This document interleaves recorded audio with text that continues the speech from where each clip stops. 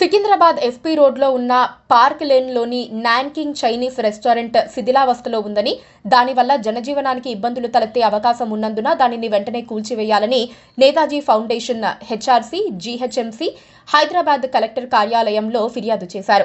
ఈ భవనం చాలా పురాతనమైనదని సీనియర్ సివిల్ ఇంజనీర్ల అధికారుల బృందం రిపోర్ట్ ఇచ్చారు. ఏ చిన్నపాటి భూకంపం సంభవించినా, భారీ వర్షాలు కురిసినా ఈ భవనం కూలిపోయే ప్రమాదం ఉంటుందని ఈ రిపోర్టులో స్పష్టంగా తెలిపారు.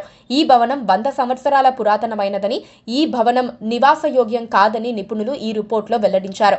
అలాగే భవనంపై వర్షం సమయంలో నీరు నిల్వ వల్ల అనేక చోట్ల నెర్రలు చీలటం వల్ల ఈ భవనం మరింత ప్రమాదకరంగా మారింది.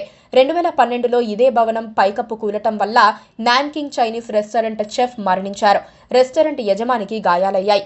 భవనం ఏ క్షణమైనా కూలిపోవచ్చు అన్న భయంతో పలుచోట్ల భవనం మూలల్లో ఇనుప స్తంభాలను ఏర్పాటు చేశారు. ప్రజల ప్రాణాలతో చెలగాటమాడుతున్న రెస్టారెంట్ యజమానిపై కఠినమైన చర్యలు తీసుకోవాలి. ప్రమాదకరమైన ఇలాంటి భవనంలో రోజు వందల మంది వచ్చే సికింద్రాబాద్ ఎస్పీ రోడ్ పార్క్ లేన్లోని నాన్కింగ్ చైనీస్ రెస్టారెంట్ను తక్షణమే సీజ్ చేసి భవనాన్ని జీహెచ్ఎంసీ అధికారులు కూల్చివేసి మరో భారీ ప్రాణ నష్టం జరగకుండా చూడాలని స్థానికులు అధికారులను కోరుతున్నారు. గత నెలలో ఫుడ్ సేఫ్టీ అధికారులు తనిఖీలు నిర్వహించినప్పుడు కిచెన్, ఫ్రిజ్ అపరిశుభ్ర వాతావరణంలో ఉన్నాయని, తుప్పు పట్టిన ఫ్రిడ్జ్లో చికెన్, మటన్లను నిల్వ చేశారని, డ్రైనేజీ వ్యవస్థ సరిగ్గా లేదని, అపరిశుభ్ర వాతావరణంలో వంటలు చేస్తున్నారని, ఇలాంటి సంఘటనలు పునరావృతం కావద్దని హెచ్చరించారు. Please subscribe to